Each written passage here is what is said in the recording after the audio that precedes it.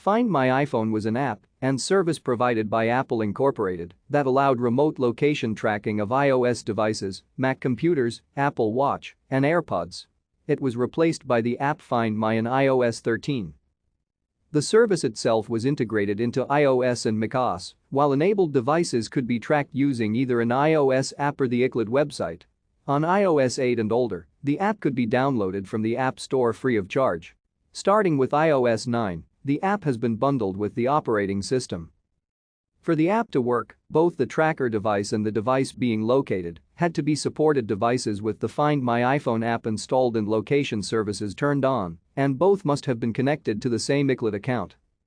Find My iPhone allowed users to locate their iOS devices using either the iOS app or iCloud on a computer.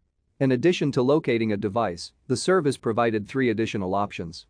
The update with iOS 6 added the ability to check the device's battery level. Since the release of iOS 7, users complained about the link between GPS, Wi-Fi, and the app itself. Thank you for watching. Like and subscribe if you would like to view more of our videos. Have a nice day.